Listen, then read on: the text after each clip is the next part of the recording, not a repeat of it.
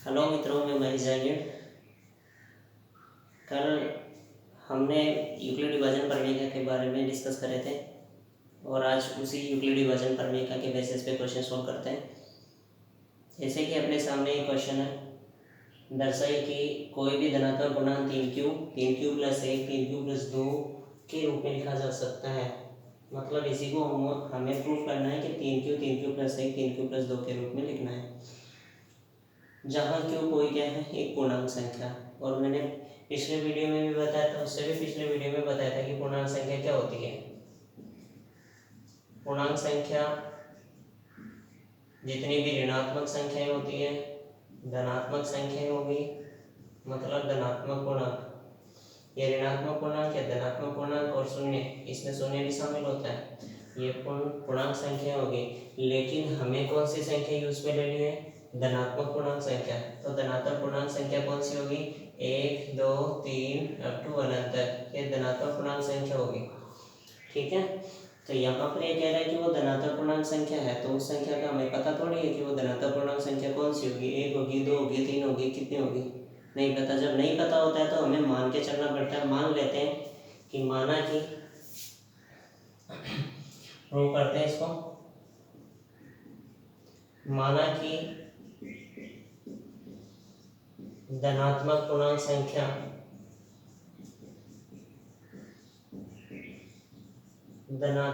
संख्या a है। ठीक है, और तो इसलिए यूक्लिड विभाजन विधि से या यूक्लिड विभाजन प्रमेय का से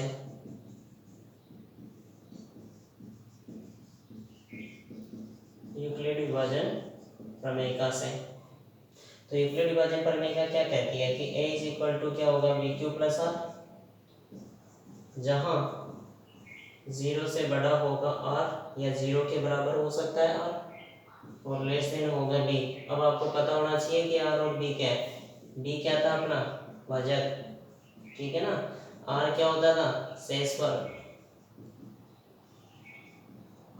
और a हमने क्या माना? धनात्मक पूर्णांक, जो एक भाज्य के रूप में होता है। ठीक है, अब यहाँ पे देखो हमें लाना क्या है, इसी धनात्मक पूर्णांक को किस रूप में लाना है? 3q के रूप में, 3q प्लस 1 के रूप में, 3q प्लस 2 के रूप में। अर्थात यहाँ q तो है लेकिन इस b की जगह क्या आना चाहिए? 3। तो हमें ये भी मान के चलना पड़ेगा। पुनः माना b इज इक्वल टू कितना हो? 3 हो। b इज इक्वल टू कितना हो? 3।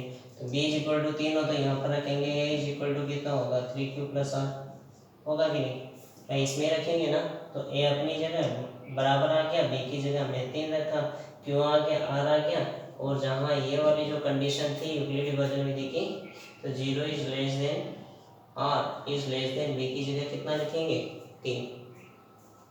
देखो अब अपने पास में देखो इस वाली कंडीशन, ये इक्वेशन फर्स्ट दे दिया मैंने, तो इस वाली कंडीशन में r की कितनी वैल्यू हो सकती है? इस वाली कंडीशन से r की कितनी वैल्यू होगी? r का मान 0 के बराबर बताया जा रहा है, तो r का मान 0 तो होगा ही होगा। ठीक है ना, तो मैं यहाँ लिखता हूँ समीकरण 1 से r की कितनी वैल्यू आएगी? 0 तो आएगी। लेकिन ये कह रहा है 0 से बड़ा भी होगा, r 0 से बड़ा होगा तो पूर्णांक संख्याओं में आएगा, तो अपने पास में 0 तो बता रहा है r के बराबर, तो 0 तो आ गया। उसके बाद में 0 से बड़ा 1 होता है, 2 होता है, ये कह रहा है 3 तो होना ही नहीं चाहिए, 3 से छोटा 2 तक होता है, तो इसका मतलब 1 और 2, ये 3 वैल्यू r की आ गई। r की कितनी वैल्यू आई? 3। तो यहाँ पर रखते हैं। देखो अब समीकरण 1 में r बराबर क्या रखेंगे? 0। समीकरण 1 में r बराबर 0 रखेंगे, तो इसलिए a बराबर कितना आएगा? 3q प्लस 0, भाई r की जगह क्या रखा? 0, तो a बराबर कितना आएगा? 3q। तो इसका मतलब वो धनात्मक पूर्णांक जो हमने माना था a, वो a किसके बराबर आया? 3q। इसका मतलब धनात्मक पूर्णांक 3q का रूप है। ठीक है, इसी प्रकार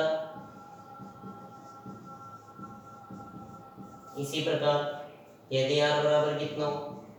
1, पहले 0 रखा था तो अब कितना रखना है? 1 रखने पर 1 रखेंगे तो a बराबर कितना आएगा? 3q plus 1। ठीक है ना, तो a वही धनात्मक पूर्णांक किस रूप में हो सकता है? 3q प्लस 1 के रूप में भी हो सकता है। अब यदि r बराबर अब कितना हो, r बराबर 2 रखने पर, r बराबर 2 रखेंगे तो a बराबर कितना आएगा, 3q प्लस 2। तो इसका मतलब ये हो गया कि कोई भी धनात्मक पूर्णांक a हमने माना था वो a किस रूप में आएगा, 3q plus 1, 3q plus 1 sorry 3q, और यहाँ से 3q प्लस 1 आ गया, 3q प्लस 2 भी आ गया। तो हमें यही तो प्रूफ करना था, तो ये प्रूफ हो गया यहाँ तक। ठीक है, तो हम ऐसे लिख सकते हैं कि धनात्मक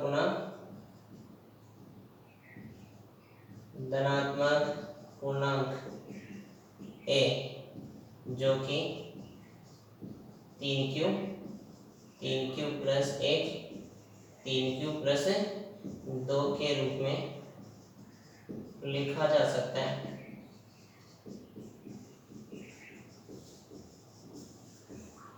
ठीक है, अब ऐसे क्वेश्चन है ना अपने पास में 2.1 में बहुत सारे दे रखे हैं, तो इससे मतलब 2.1 वाले जितने भी क्वेश्चन है वो इसी बेसिस पे सोल्व करने हैं। वैसे ही आर की वैल्यू फाइंड करनी है। ठीक है, आर के कितने मान होंगे उसी के अकॉर्डिंग ये वैल्यू रखते जाएंगे और वैल्यूज इनके रूप निकालते जाएंगे। सही, तो देखो यहाँ तक हो गया। अब उसके बाद में आता है एचसीएफ मैंने बता भी दिया था पिछले वाले वीडियो में, न्यूक्लियर डिवीजन विधि से एचसीएफ निकालना बता दिया था। आज एचसीएफ है ना अभाज्य गुणनखंड विधि से सोल्व करते हैं। सही, तो देखो आगे वाला टॉपिक।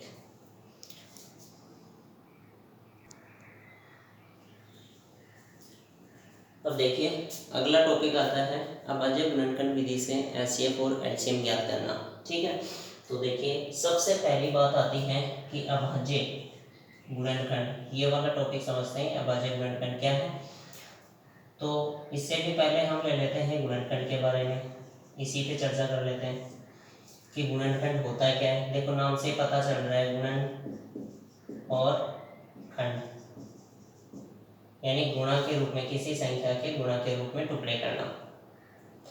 जैसे मैंने ले लिया 12, एग्जाम्पल के तौर पे लिया 12 कोई संख्या है और इस संख्या के गुणनखंड निकालने के गुणनखंड कितने हो सकते हैं, गुणनखंड होते क्या हैं। देखो सबसे पहली बात आती है कि गुणनखंड कैसे बनाने हैं। ऐसी दो संख्याएं होगी जिनको गुणा करने पर 12 आ रहे हैं, तो हम 1 इंटू 12 भी लिख सकते हैं। ठीक है, तो 12 के गुणनखंड 1 इंटू 12 हो सकते हैं। 12 के और क्या गुणनखंड हो सकते हैं, 2 इंटू 6 भी हो सकते हैं, तब 12 आएंगे। 12 के 3 इंटू 4 भी होते हैं, इसके अलावा थोड़ी होते हैं, नहीं होते ना। तो इसके बाद में देखो, इसलिए हमने मतलब ऐसे पूछ लेंगे, इतना तो पता चल गया कि ये इसके गुणनखंड है, कि ऐसी दो संख्या जिनको गुणा करने पर वो संख्या आ जाए तो उसके गुणनखंड बनते हैं।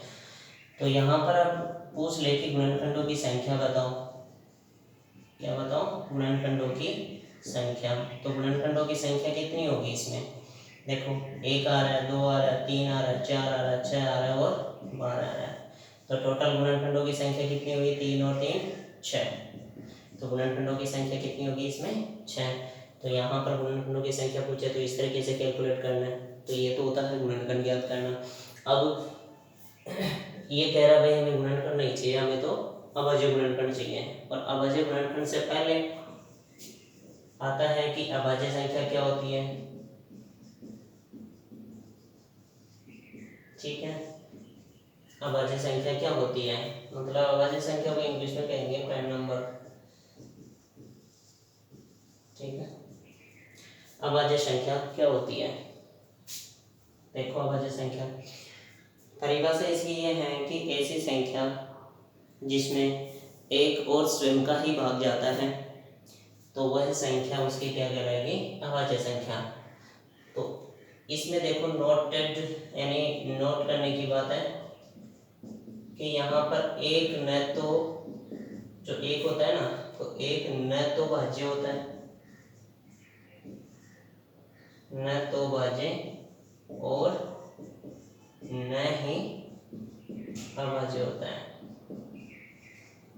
दोनों नहीं होते। ठीक है, तो फिर उसके बाद में आगे आने वाली संख्या, एक के बाद में आता है 2, 2 में 2 का ही भाग जाता है और किसी का नहीं जाता, इसलिए 2 क्या है, सबसे छोटी अभाज्य संख्या, सबसे छोटी अभाज्य संख्या हुई। 2 के बाद में 3 लेते हैं, 3 में 3 का ही जाता है और 1 का जाता है और किसी का नहीं जाता है, इसका मतलब 3 भी क्या है, अभाज्य संख्या। 4 कौन सी संख्या हुई, भाज्य हुई क्या अभाज्य हुई? देखो 4 में 4 का जाता है, 1 का जाता है, लेकिन इस 4 के अलावा, 4 और 1 के अलावा, 4 और 1 के अलावा किसका जा रहा है भाग? 2 का हो जा रहा है, 2 का भाग जा रहा है। और 2 का भाग जब चला जाता है तो वो संख्या कौन सी होती है, भाज्य संख्या। कौन सी कहलाएगी, भाज्य संख्या। इसका मतलब 4 क्या है, भाज्य संख्या, और वो संख्या क्या है, सबसे छोटी। तो आपसे पूछ ले कोई कि सबसे छोटी भाज्य संख्या कौन सी होगी, तो सबसे छोटी भाज्य संख्या कौन सी होगी, 4, और सबसे छोटी अभाज्य संख्या कौन सी होगी, 2। ठीक है, तो ऐसे ही अभाज्य संख्याएं कौन कौन सी होती हैं, 2, 3, 5, 7, 11, 13, 17, इस तरीके से आगे करते रहते हैं। तो ये सब संख्याएं क्या है, अभाज्य संख्या। अब बात आती है यहाँ पर अभाज्य गुणनखंड की। तो अभाज्य गुणनखंड क्या होता है, देखो गुणनखंड तो ये मैंने बता दिया। अभाज्य होता है कि जो भी हम किसी संख्या के टुकड़े करते हैं, गुणनखंड बनाते हैं, तो वो उन गुणनखंडों में क्या आनी चाहिए, अभाज्य संख्या, सिर्फ और सिर्फ अभाज्य संख्या आनी चाहिए, इसलिए उसको क्या कहेंगे, अभाज्य गुणनखंड। ठीक है, तो देखो और एग्जाम्पल लेते हैं।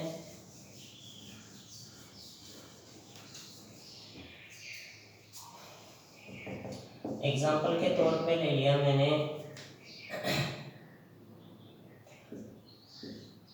12 और 15, ये दोनों ले लिए। ठीक है, या फिर ये ले लो 210 और 55। इन दोनों का हमें अभाज्य गुणनखंड निकालना, और अभाज्य गुणनखंड निकाल करके उसका पहले तो एचसीएफ निकालेंगे, उसके बाद में एलसीएम पर चर्चा करते हैं। देखो 210 का निकाल रहे हैं क्या, अभाज्य गुणनखंड। अभाज्य गुणनखंड अलग अलग, ठीक है। तो बताओ, एक का तो भाग जाएगा ही है, एक ना तो भाज्य होती है ना अभाज्य होती है, तो एक का तो देना ही क्यों है। तो उसके बाद में कौन सी आती है, 2 का भाग जा रहा है, तो 2 का भाग जा रहा है तो ये कितनी बार जाएगा, 105 बार। 2 का भाग फिर 2 का नहीं जाएगा, फिर कितने का जाएगा, 3 का जाएगा, तो 3 के 9, 5 3 15, फिर 5 का जाएगा 7 बार, 7 का जाएगा 1 बार। तो ये इसके अभाज्य गुणनखंड बनेंगे। आपने है ना मतलब छठी सातवीं पांचवी ये सब बता देते हैं अभाज्य गुणनखंड भी। ऐसे ही है ना मतलब 55 का निकालते हैं, 55 का अभाज्य गुणनखंड निकालेंगे तो 5 का सबसे पहले जाएगा 11 बार, फिर 11 का जाएगा 1 बार। तो आपको लिख लेना है, पहले बना लेना है कि 210 का अभाज्य गुणनखंड क्या होता है। तो 210 का अभाज्य गुणनखंड आया 2 × 3 × 5 × 7, और 55 का अभाज्य गुणनखंड क्या बना, 5 × 11। ठीक है, तो एचसीएफ कैसे निकालेंगे, एचसीएफ क्या होगा इस अभाज्य गुणनखंड विधि से, एचसीएफ इन दोनों संख्याओं का सार्वनिष्ठ गुणनखंड, सार्वनिष्ठ गुणनखंड ही क्या होता है, एचसीएफ। तो सार्वनिष्ठ गुणनखंड देखो ना, 2 इसमें नहीं है तो छोड़ दो, 3 इसमें नहीं है छोड़ दो, 5 इसमें है, 5 इसमें भी है, चलो एक जोड़ा बन गया। 7 इसमें नहीं है, 11 इसमें है लेकिन इसमें नहीं है, तो अपने पास में युग्म किसका बना, 5 का। सार्वनिष्ठ गुणनखंड क्या रहा, 5। तो सार्वनिष्ठ गुणनखंड 5 रहा, तो इसलिए एचसीएफ भी क्या होगा इसका, 5। समझ में आएगा, ये निकालते हैं अभाज्य गुणनखंड विधि से एचसीएफ। अब देखिए एचसीएफ के बाद में आता है अपना एलसीएम। एलसीएम कैसे कैलकुलेट करेंगे,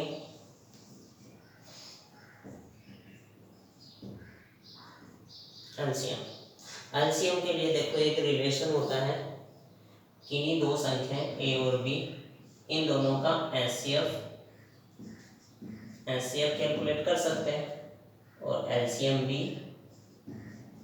निकाल सकते हैं। लेकिन इन चारों में रिलेशन क्या होता है, संबंध होता है एक,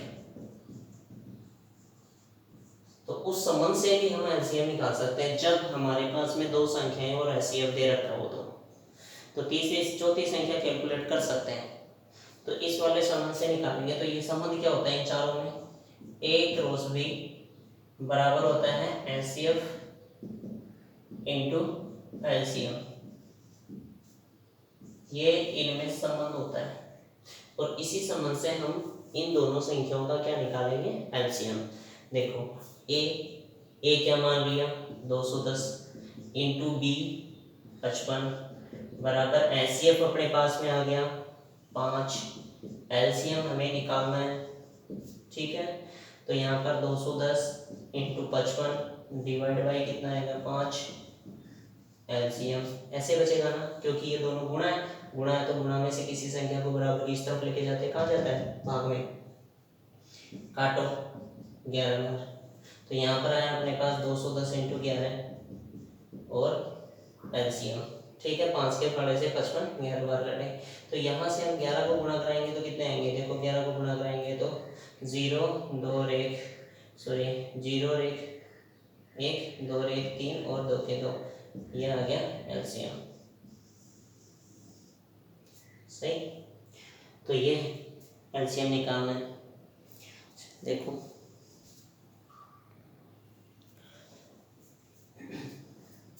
मैं आपको बता देता हूँ एलसीएम की फुल फॉर्म क्या होती है।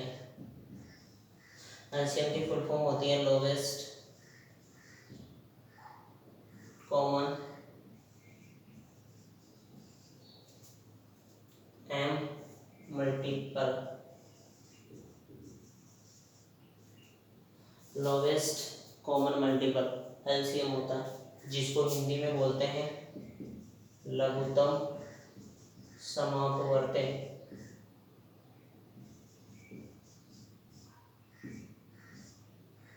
ठीक है, तो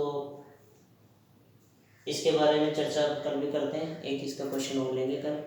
बस आज के लिए इतना ही है। और अगर ये वीडियो पसंद आया है तो इसको लाइक और शेयर और सब्सक्राइब ज़रूर करें, ठीक है। तो बहुत बहुत धन्यवाद, तो कल करते हैं, बाय।